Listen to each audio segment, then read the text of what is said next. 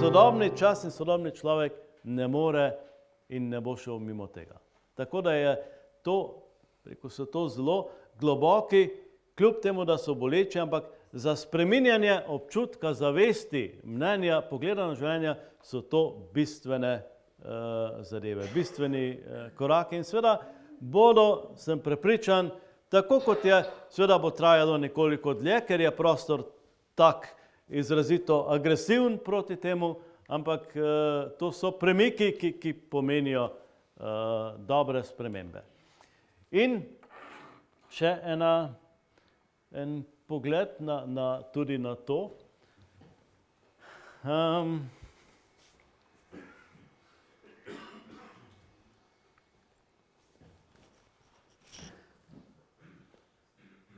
Tukaj so tudi različna ozadja, različni konteksti,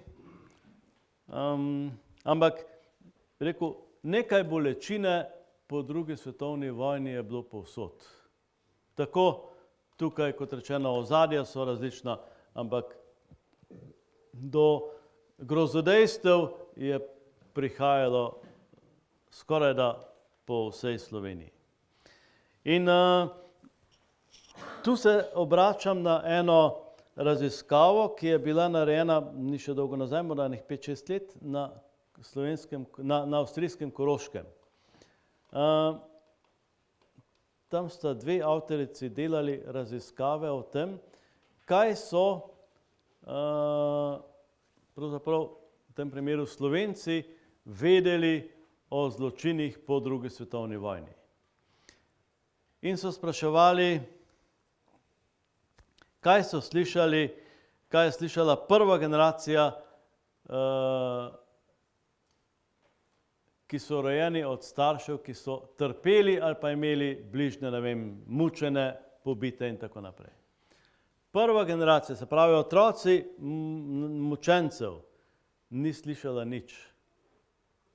Za starše, ki so bili tako drugače vpeti v bolečino, je bilo pripovedovanje o tem preveč boleče. Tako kot tudi v mnogih primerih po drugi svetovni vojni v Sloveniji pa še marsikje drugje.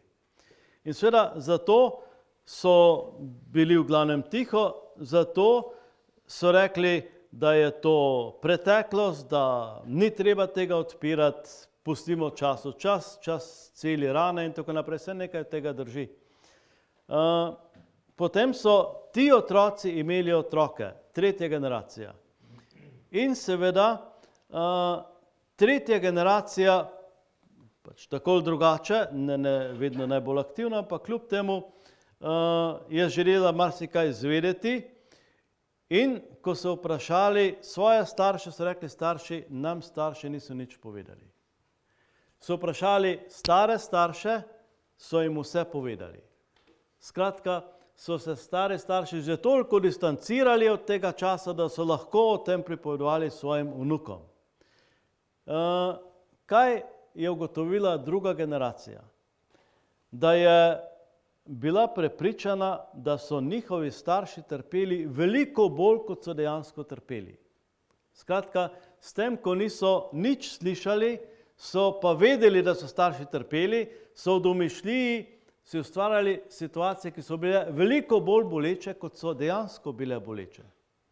In seveda ta dinamika, to je pač tišina, ki ne samo prenese bolečino, ampak je tudi še ustvarja. S to dinamiko imamo, hočemo nočemo praviti, tudi v tem slovenskem prostoru, s tem, da je pač bilo tišine veliko več, kar več generacij. In gotovo, rekel, v nekem smislu je bil čas bolj boleč, kot se je videlo, ker se je veliko stvari zakrivalo, v nekem smislu na taki osebni ravni, pa marsikdaj tudi ne tako boleč, kot so včasih mislile prihodne generacije. V glavnem hoče reči, da dobijo današnji otroci to preteklost zelo nejasno in ne vedo, kaj naj si mislijo, predvsem pa ne vedo, kaj naj jih boli in koliko naj jih ne boli, ali pa naj jih boli. Toliko je tu nejasnosti, da je reakcija današnjega mladega človeka najbolj pogosto, da se nič ne splača, da je vse brez veze. So še drugi razlogi za to, ampak te korenine, se mi zdi, rekel, so vredne obravnave, so vredne upoštevati, če jih bomo upoštevanja. Samo ob tem, da pogledamo ta čas, zgodovino tega časa, je ne bomo spremenili, tudi ni potrebno, ampak če vemo za ta sporočila, bomo sodobnim otrokom, katehizirancem, pa tudi odraslim komunicirali drugače. In v tem kontekstu, kar zadeva ta vprašanja in s tem ta prvi del zaključim, v tem kontekstu jaz ne bi v ospredje postavljal nekega pritiska množičnosti, ampak je bolj pomembna komunikacija s starši kot z otroki. Pa ni potrebno, da je to zelo množično, ampak da odpiramo vprašanja, ki so povezana z življenjskim prostorom staršev in starih staršev otrok, ki jih imamo danes pri verouku. In sem prepričan, to drži, če bomo vabili starše z namenom, da jih bomo ne vem kako poučevali, jih ne bomo dobili. Če bomo pa malo preformulirali vprašanja tako, da bomo rekli, če malo poenostavim, pri verouku, pri katehezi opažam, da sodobne otroke muči to in to vprašanje. Povabim vas, da se pogovorimo, kako lahko ta vprašanja z otrokom rešujemo, bodo pa velikokrat prišli. Skratka, če bodo začutili, da je srečanje v službi otrok, dejansko je pa njim v službi, to ni nič, rekel, vsaka komunikacija je zato, da so starši boljši kot starši. Ampak, če jih nagovorimo tako, da sta nagovorjeni obe generacije, otroci in starši, potem bodo velikokrat tudi sodelovali. In tu življenjskega prostora otrok, brez življenjskega prostora staršev in starih staršev tu ne moremo odpirati. Bodo ostala povezana ta vprašanja. Zastavimo, ali pa če se vprašamo tako majčkeno politično, vsaka stranka hoče biti sredinska, ne? In seveda skrb za sredino ali pa to področje je tisto, ki ga želi marsikdo nekako prevzeti. Zopet nazaj se vprašujem, če je kdaj kaj takih političnih izrazov, ampak gre za to, da razumemo življenjski prostor. Če pomislite nazaj v preteklost, tisti pač, ki ste že živeli v tem času, je sredinski prostor zaznamovalo tako imenovano, kako so že rekli, SZDL ali nekaj takega je bilo včasih. V glavnem neko delavstvo,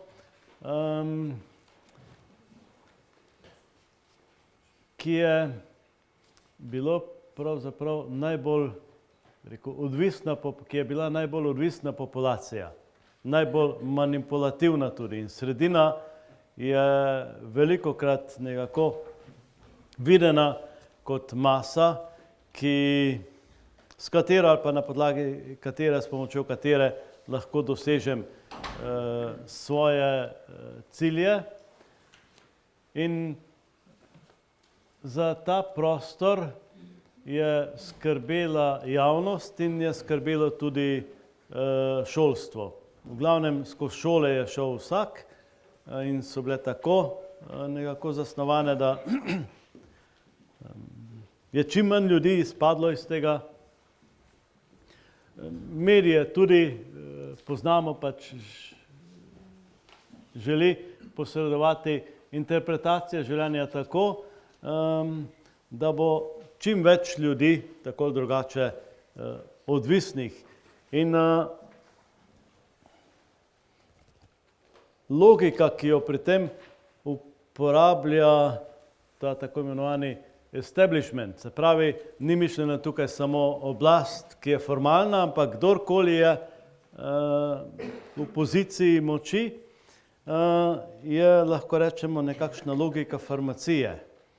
Zdaj, Bog ne daj, če je kdo tukaj farmacevt, da ga bi prizadel. Navzoči so vedno drugačni, a ne? Ampak, ko govorimo o logiki, v narekovajih farmacije, gre za to, da pač ko neka farmacevtska združba odkrije neko zdravilo, potem je potrebno najti še bolezen. In seveda, da se bo to zdravilo prodajalo.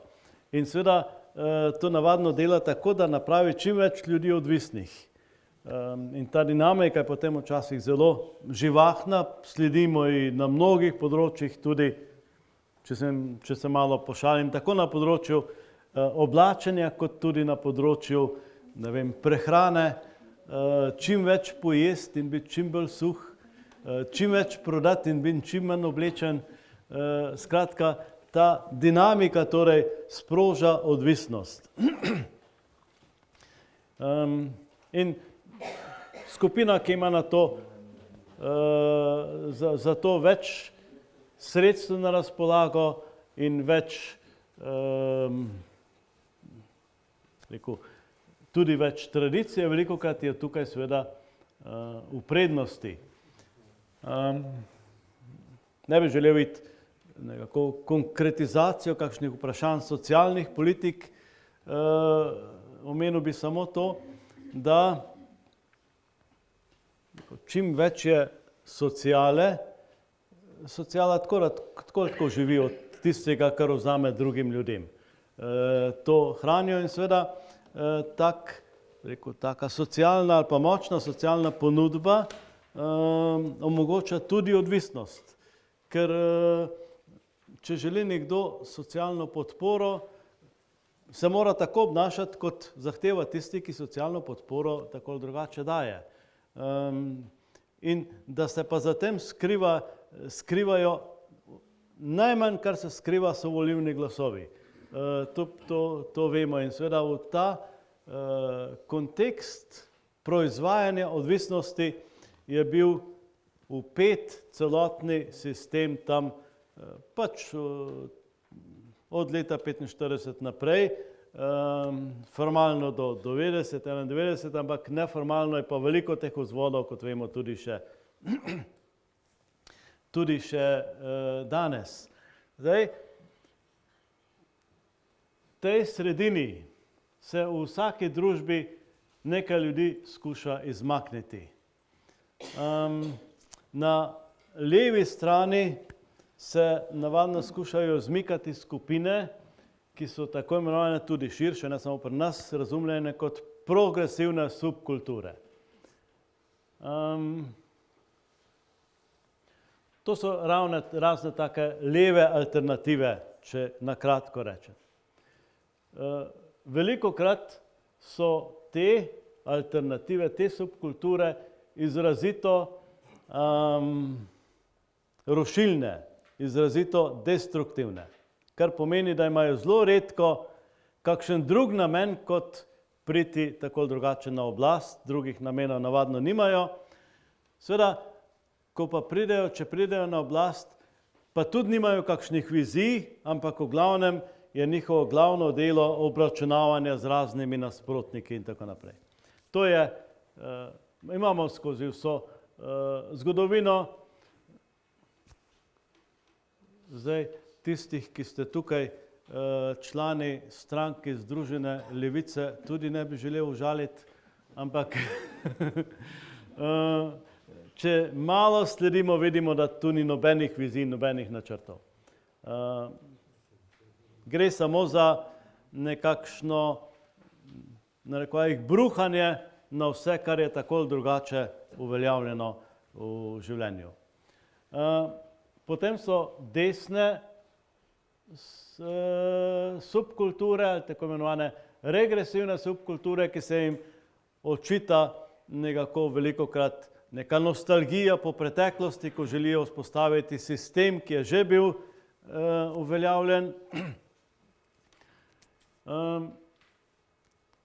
Zdaj, tudi tukaj imamo različne dinamike, ampak če prenesemo ti dve skrajnosti, ki sta v vsaki družbi in seveda tudi pri nas, v naš prostor, potem vidimo, da je tu, tako kot je preteklost, ki nekako temelji na raznih zlaganostih in pragmatizmih in polresnicah na megli, je tudi tu nekaj megle, namreč veliko nostalgije po preteklosti srečamo ravno na levi strani, se pravi v nekih skupinah, ki naj bi bile progresivne in naj bi iskale nekaj novega, kar še nikoli ni bilo, dejansko iščejo nekaj, kar je že bilo, seveda, ker ta preteklost temelji tudi tako drugače na narušanju nekih ustaljenih vrednot, medtem ko regresivne subkulture velikokrat dejansko pač se tudi zavedajo, da preteklost ni bila povsem dobra in hkrati si pa prizadevajo predvsem za sisteme vrednot, ki so pa že bili uveljavljeni in s tem predpostavljajo in upoštevajo tudi zgodovino in tradicijo. Drži pa, da je v skrajnostih pa tako na eni kot na drugi strani pač to je kot krog, ko se na drugi strani spet sklene, čeprav gremo po različnih poteh, pa pridemo v nekih obnašanjih zelo skupaj. Drži, da je tudi tukaj seveda veliko takih vprašljivih metod in tako naprej. Zdaj, v preteklosti, pač v komunizmu, je bila klasična regresivna subkultura cerkev. Zato je tudi bil največji sovražnik, bila cerkev tudi največji sovražnik skozi vso pač to, kot pravimo, polpreteklo zgodovino. Če pogledamo to tradicijo, kaj od tega živi danes, če smem tako reči.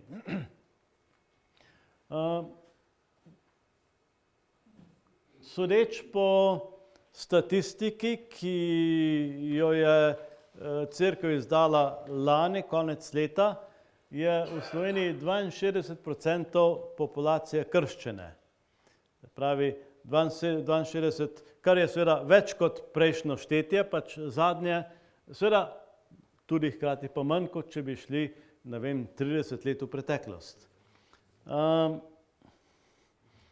To ponuja za katehezo in pastoralno delo svojevrstne izzive. Morda na tem prostoru nekoliko manj, tam okrog Ljubljane je bilo to včasih izrazito, tako da, če se je morda malo tako, kot jaz danes delam, kakšen župnik spravil na komunizem, je imel zagarantirane pohvale za pridgo. Je korajžen, je pogumen, si upa to reči. V glavnem, za dobro pridgo je bilo šimfanje dovolj. Seveda, zdaj, danes tega življenjski prostor ne prenese več. In je veliko težje ustvariti, če se tako reče, dobro pridigo kot včasih. Zato, ker moramo danes moramo nekaj ponuditi, neko vrednoto, neko vizijo. To je pa bolj zahtevno, kot preprosto spustiti eno nekaj rafal negativnosti čez nekaj, čez tudi upravičene slabosti. In ta izziv je pomemben tako za pastoralno delo, kot tudi za katehetsko delo. Tudi tu, ko smo prej govorili o tem, kako se starši bojijo današnjih otrok in mladine. Potem seveda, zakaj se jo bojijo? En razlog smo navedli, zato da niso deležni neprijetnih vprašanj, ki zahteva, ne vem, njihovo življenje. Drug razlog je pa tudi zato, ker pragmatizem ne provocira jasnih stališč in drž. Pri pragmatizmu enkrat mislim tako, drugič mislim drugače in se vedno bolj element tako vmes, zelo prilagodljiv. Mladi, tudi otroci, pa želijo jasno stališča in jasne drže. Polovičarstva mladina ne prenese. To je nekaj, kar jim gre najbolj na jetra, če smem tako reči. Tega ne prenesem, seveda, če sem pa jaz pragmatičen, pa menjam svoje drže in stališča, pa tega ne morem dati. vizije pa lahko oblikujem samo na nekih jasnih stališčih.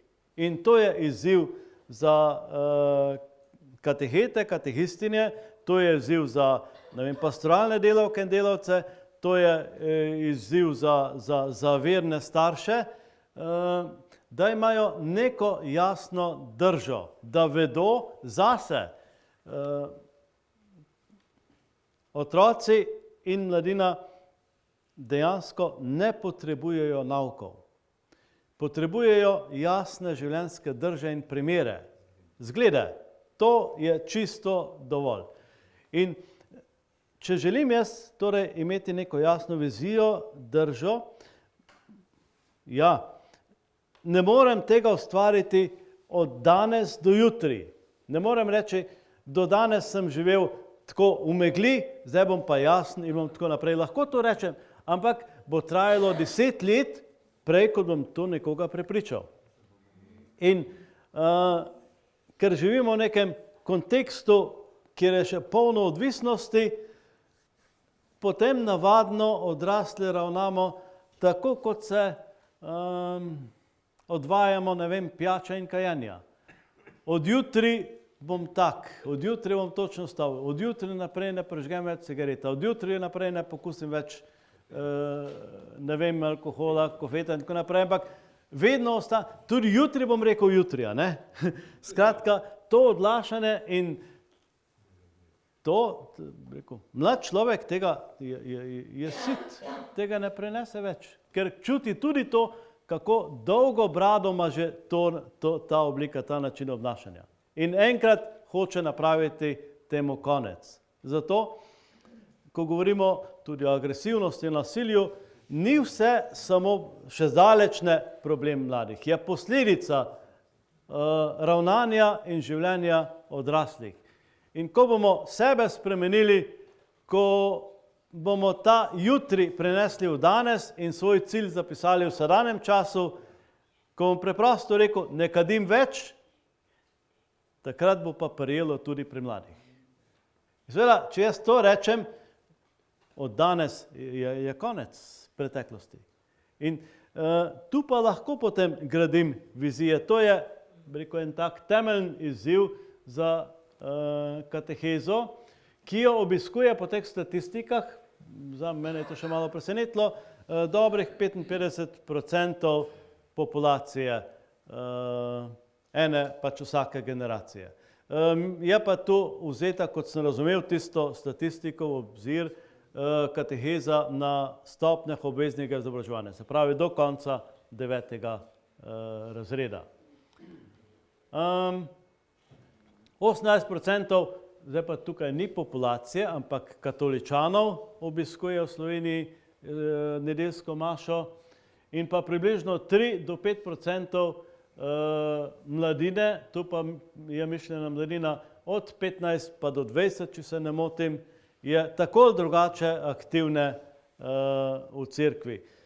Morda, medtem ko se mi prva dva podatka zdita dokaj visoka, 18%, to je nekako v evropskem povprečju, tudi kar zadeva obisk nedeljske maše, 3 do 5% lahko da, ampak se mi zdi, da je morda celo nizek ta procent. Če vzamemo recimo, skavte, jih je veliko, pa potem razne, bende in različne skupine, tudi gledališke, je najbrž tega več kot 3 do 5%, ampak na vsak način neko identiteto predstavlja v neki družbi tudi že 3 do 5%. Tako da so to izzivi, tudi teh 3 do 5% seveda pa ne bomo ne moremo vzgajati tako, da jim bomo vse ponudili. Vzgajali bomo tako, da jim bomo iskali prostor v cerkvi. Skratka, da bomo iskali izzive, da jim bomo dali vedeti, kje in kaj lahko dajo cerkvi, življenju, prostoru in tako naprej. Če se bodo čutili potrebne, bodo sodelovali. Če bodo nepotrebni, potem ne bodo. In na nepotrebnost so mladi zelo občutljivi že zato, ker ni služb. problem mladih ni v tem, da ne bi bili sposobni reševati svojih težav, ampak v tem, da jih nihče ne potrebuje, da nič od njih ne pričakujemo. Če bomo torej pričakovali od njih kaj, bodo tudi aktivni. Če pa ne bomo, bodo pa pasivni. In ob tem, seveda, ko jih iščemo in potrebujemo, morda en primer, ki mi čisto osebno pač tako ni ostal v najlepšem spominu, ampak je pa bil učinkovit. V neki župniji, kjer sem bil, je bilo v navadi, pač tako, vedno je, se pravi, mlajša mladinska skupina, to je bil takrat prvi in drugi letnik srednje šole, delala jaslice. In enkrat so se nekaj ugotavljali, pa šibka skupina je bila, v glavnem ob 9-10 zvečer, na sveti večer še ni bilo jaslic narejenih. Pa prideta oba kločarja, pa še nekaj odraslih bomo mi naredili. Sem rekel, ne, kar pustite, to je njihova dolžnost. In seveda je bil tisti sveti večer brez jaslic. Samo par desk je bilo postavljenih tam. Jasno, ljudje so bili nezadovoljni, pa tako. Kriv je bil župnik, seveda, dvakrat. Prvič, ker ni poskrbel, drugič, trikrat, ker ni naredil, tretjič pa, ker ni pustil, da bi naredili.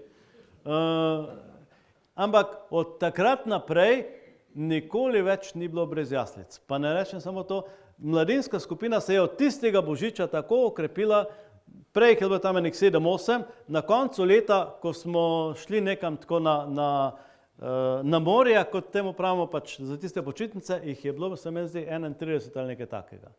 Hočem reči, da ne samo številčno, ampak tudi,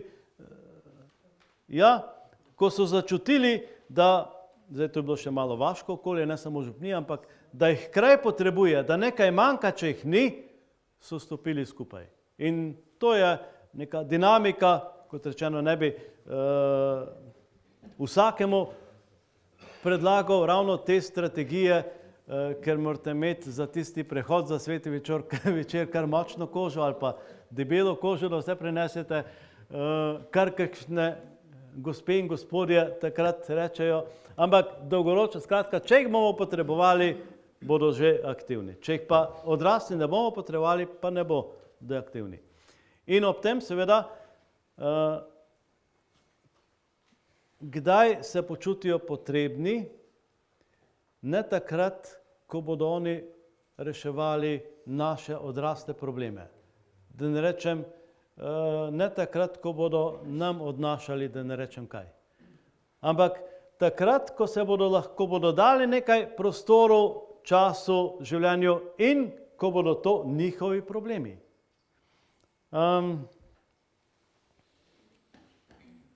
Zopet tukaj dva taka, rekel, plastična primera.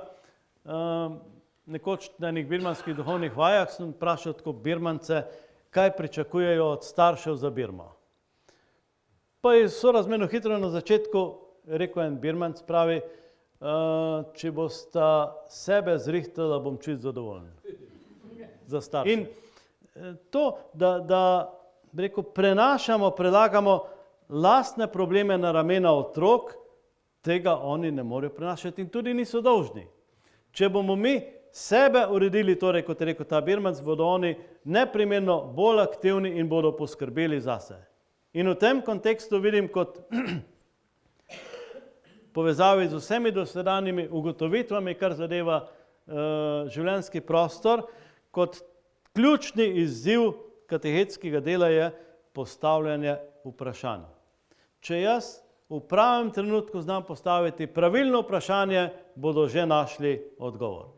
Seveda ob tem, da imam ob sebi neka sigurna, jasna stališča, da imajo neko zaslombo na meni, da se lahko oprejo, da vedo, kdo sem in kako živim, da se ne skrivam, potem bodo svoje probleme že reševali in bodo še kako iskali tudi odgovore na verska vprašanja.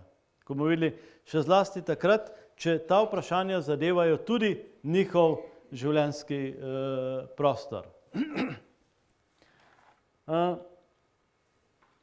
Toliko morda o tem, se mi zdi, da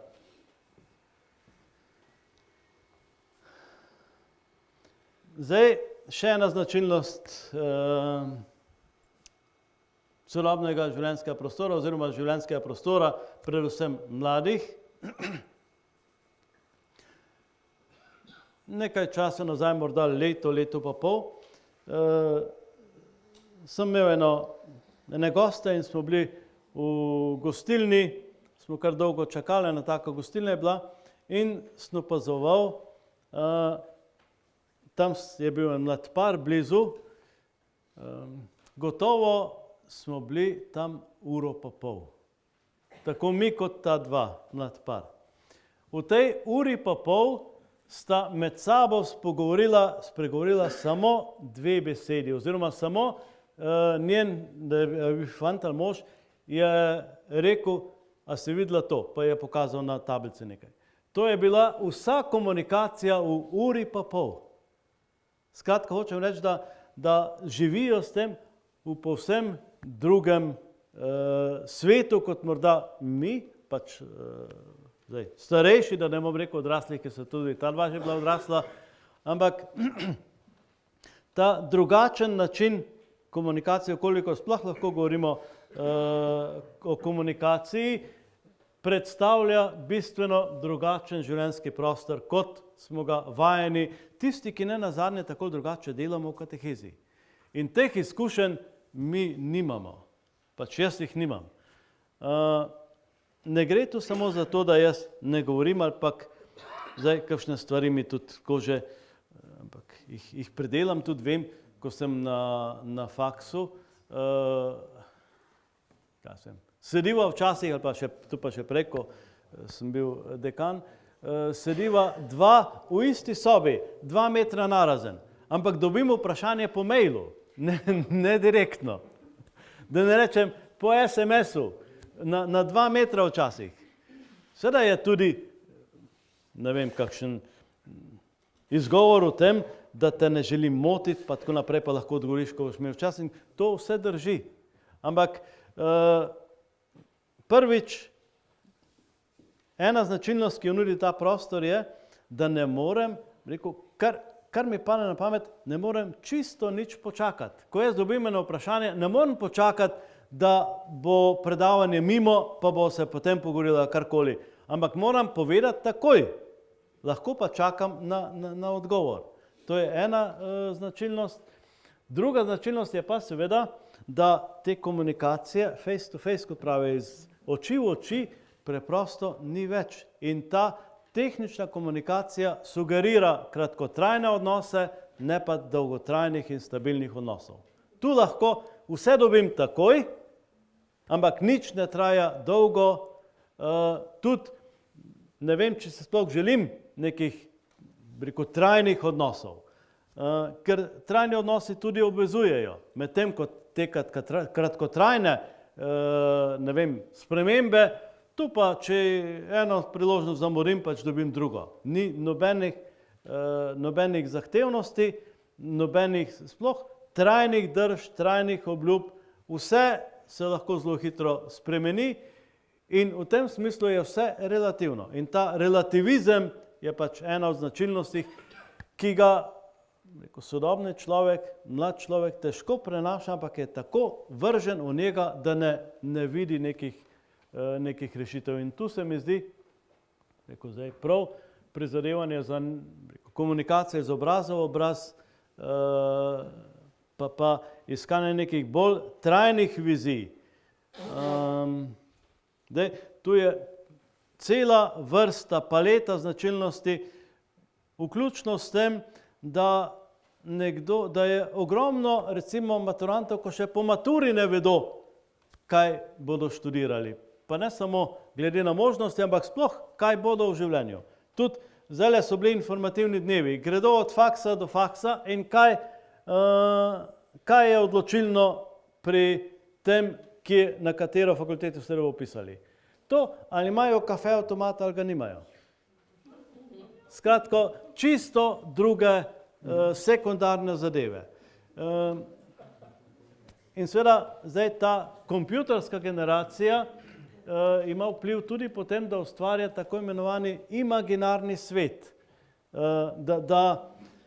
Da ne znajo, v tem smislu pač malo padamo nazaj v razvojno-psihološko, temu pravimo, ali pa pedagoško, v obdobje tako imenovanega naivnega realizma, ko ne vemo točno, kaj je res, pa kaj ni res. In tudi ne razlikujemo, ko si pač v neki domišljiji gradimo gradove v oblakih. In nobene situacije ne vzamemo za res. Tudi ne iščemo nekih rešitev, ker bo tako, se bo vse spremenilo. Ena izmed, rekel tako, nenevarnih značilnosti teh kompjuterskih značilnosti so tudi računalniške igrice, ki jih imajo otroci že zelo mladi polno. Zdaj, so tudi, ne bi želel posploševati, so tudi dobre igre. In hvala Bogu, da so. Tu se mi zdi, je kateheza, ima še veliko odprtega prostora. Tudi na katehetskem področju je to možno. Zdaj, ne vem, ko sem ravno pri tem, recimo, ena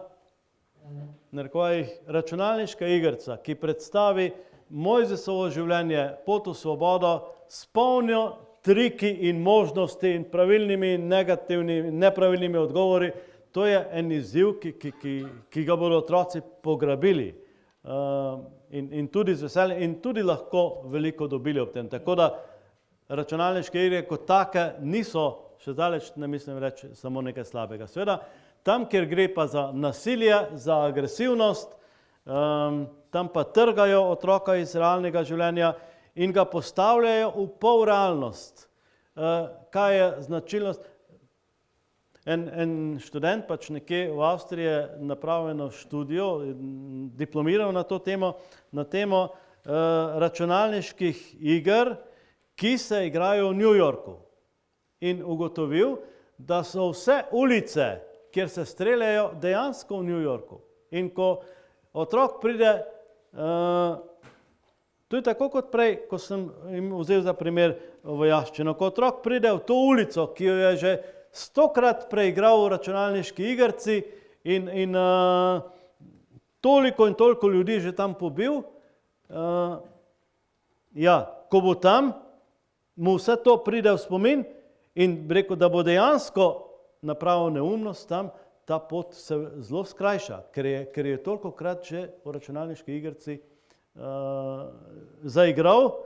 In seveda otroci si pa teh stikov s konkretnostjo potem želijo.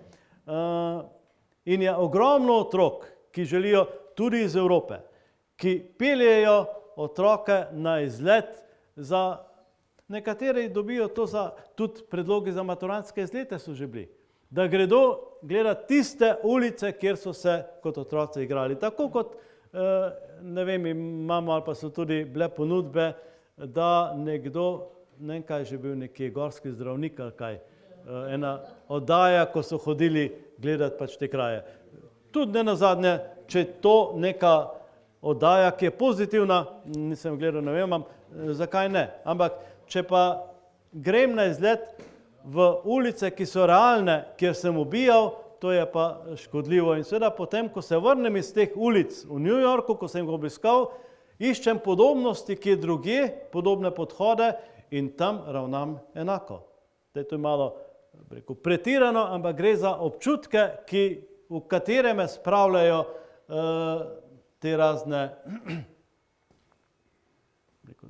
razni računalniški triki in navade.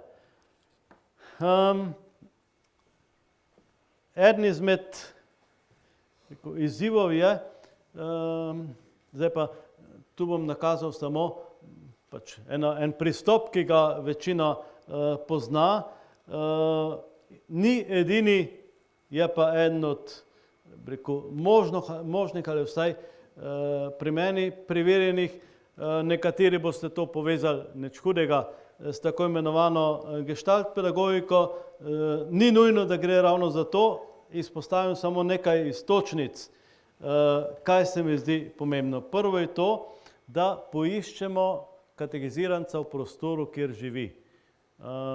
Samo tam ga lahko katehiziramo.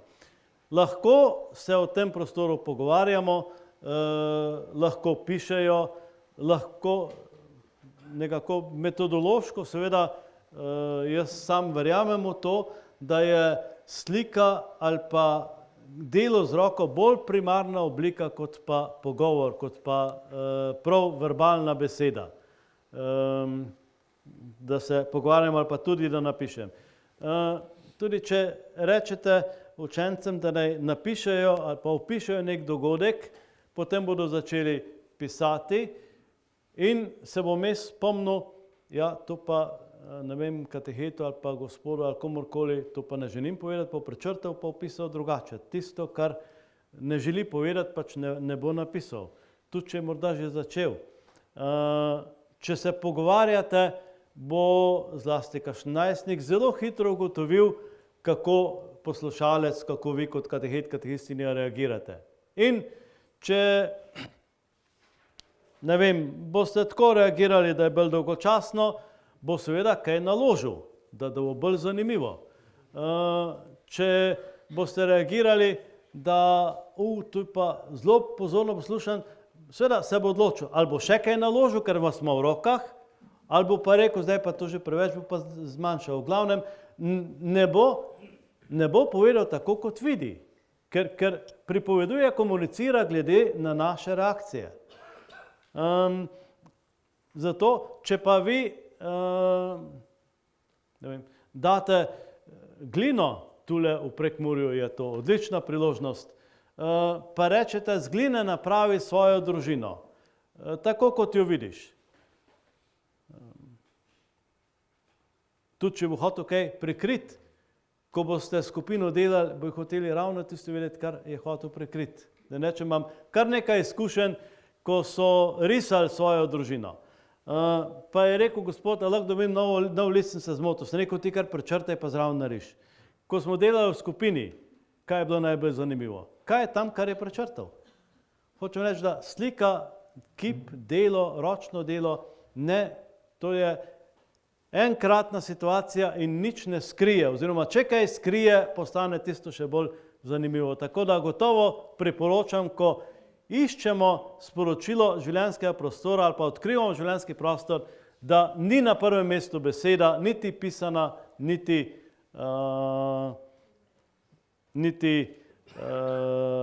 govorjena, ampak neka druga slika, kip, lahko tudi, rekel, gib, spomnim se, to je bilo pa v Veržeju enkrat, tam so take fajn poti, tudi z eno skupino mladih, so na cesti narisali, kako se jim zdi, da živita oče in mati, odkar on pomni.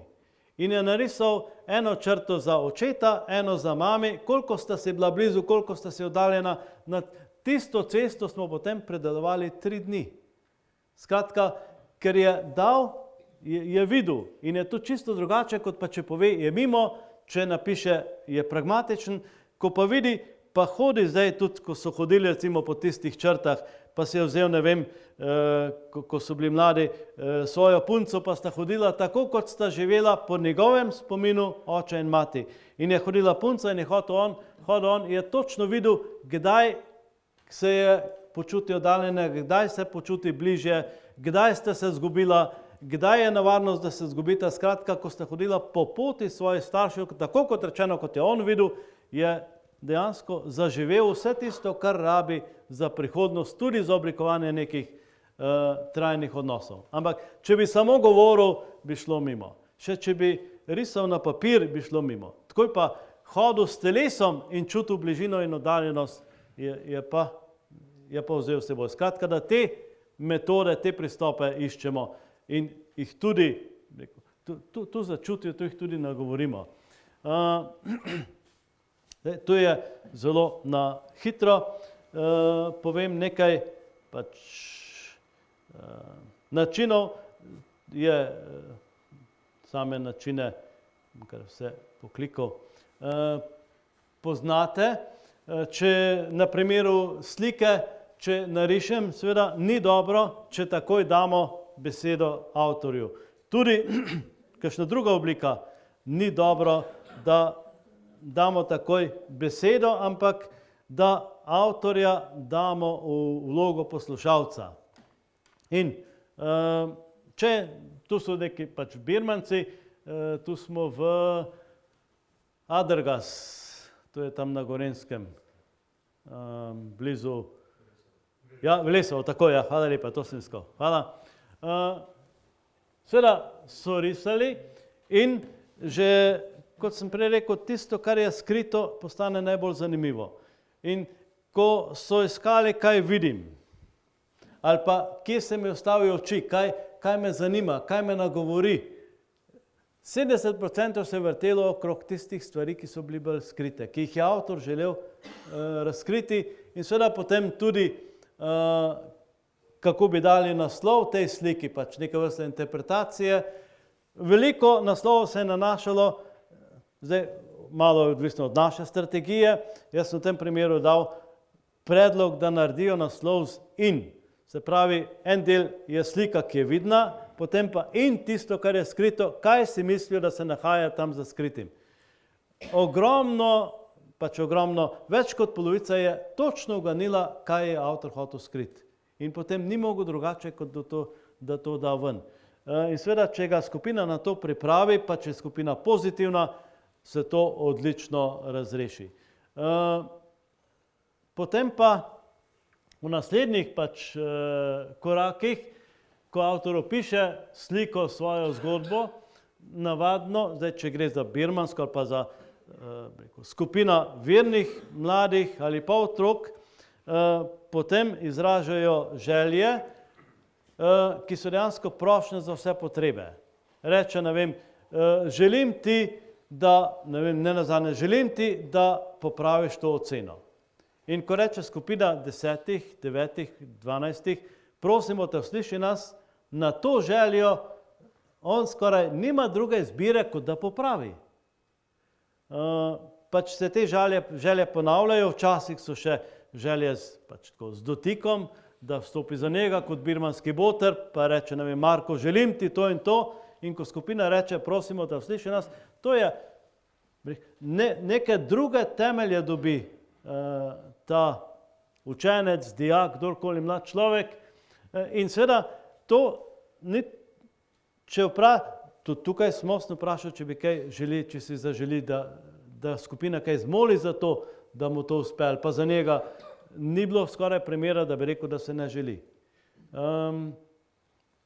Na nekih duhovnih vajah, tudi v Velesovem, je en, mislim, da je bil 8. razred ali nekaj, je rekel, smo se poznali že tako malo iz družine, Gospod, a bomo mogli veliko moliti na duhovnih vajah? Sem rekel, nič ne bo treba moliti. Smo delali tole, dejansko so 2 dni molili. Pač prosimo te, sliši na vsake nekaj zmolil ali pa zapel, ko je prišla mami pod njega, je rekel, mami, nič ni bilo treba moliti. Hočem reči, da gre za to, če ga ujamemo v življenjskem prostoru, potem je kateheza, molitev, sporočilo in je tako zasidrano, da je to zanj nekaj, da mu nekaj manjka, če tega ne dobi. Res je, tudi, ko imamo včasih kakšne druge skupine, tudi iz šol, navadno seveda se zelo bojijo, ampak parkrat sem tvegal, sem rekel tudi, ker so bili pač prostovoljci iz neke šole, neki zbirni predmet so imeli, pa zbirne vsebine, v 2. letniku gimnazije, državne, sem rekel zdaj, smo v demokratičnem svetu, če kdo želi, pa sem rekel, če kdo želi, lahko tisti, ki znamo ali pa ki znate, lahko za ta cilj tudi kaj zmolimo ali pa kaj zapojemo. Meni se zdi, od 18 morda ne 2 ali pa 3 se nista zaželela. Vsi drugi so že tudi neverni. Zdaj, sicer je tista ravnateljica rekla, da tega ne bi smeli delati, ampak smo rekli, z otroci so se tako zaželeli. Jaz sem samo, niti ne predlagal, ampak samo to možnost sem dal. Kot rečeno, je tu nekaj momentov, ko še polno predsodkov, ampak kako so otroci tudi lačni oznanila, se pa v teh primerih pokaže in seveda to, bi rekel, ti procesi spreminjajo naše možgane. Imamo tako imenovane socialne možgane, ki niso samo v možganih, ampak v celem telesu, različne hormonske spojine. Veliko je danes recimo depresivnosti, tudi že otroške depresije in tako naprej. Zdaj, to drži. Če bom jaz delal kot učitelj tako približno, da bom zajel otroka v realnih situacijah in mu pomagal, da spremeni svoje občutke ali pa da nekaj naredi na sebi, potem prva ali pa prvi, ki se bo oglasil, bo šolski psiholog, bo svetovalna služba. Ker seveda bo rekel, ti nimaš kompetenc za to. In drži, na nek način jih nimam. Drugi se bodo oglasili razne strokovna združenja, ker posegam na področje, kjer nimam pravic. Ker sprožam torej te socialne možganske procese, ki so dobri za otroka. Pa nimam uradno teh kompetenc. Zdaj, dilema, ki je tukaj, po eni strani nimam kompetenc, po drugi strani pa, če jaz pošljem učenca, ki je depresiven, ki se slabo počuti, k šolski svetovalni službi. Tam je zunaj razreda. Vse se bo z njim pa z njo pogovarjala, ampak ja, ko bo prišel v razred, bo isto. Stalno bo rabo neko pomoč. Če to naredi razred, skupina je v skupini, ker se dobro počuti, pač ozdravljen, ker se tu dobro počuti in ne rabi nobene dodatne pomoči. Res je, jaz sem nekomu vzel službo, pa verjetno ne samo nekomu, ker ta otrok ne bo rabo nikoli več pomoči, ker se bo naučil živeti in delati v skupini. Tako da, če kje, potem si nekaj teh pristopov lažje kot v šoli privoščimo pri verouku, pri katehezi. Namreč gre za to, samo kot primer depresivnosti je vedno organska težava, tudi če je nekdo res organsko, bi rekel, biološko bolan, rabi pomoč, rabi zdravnika. Če pa, veliko je pa takih momentov depresivnosti, ko pa ne rabijo nekega specialista, ampak neko priložnost, ki mi pomaga ven iz neke krize, to je pa velikokrat skupina boljša pomoč, kot pa katerikoli specialist. Ker tule imate 3 pač take spojine, dopamine, opioide in oksitocine. Vse to so hormonski procesi, ki skrbijo za to, da se človek boljše počuti. In če meni teh sestavin manjka ali pa če procesi ne tečejo tako, kot bi morali, kot bi si želel, da se dobro počutim, potem lahko vzamem zdravilo, je vrsta antidepresivov, ko jih lahko uporabljam in se boljš počutim. Seveda, če jaz začnem to jemati, še zlasti v mladih letih, bom od tega vse bolj odvisen in bom rabo vedno več in vedno bolj pogosto.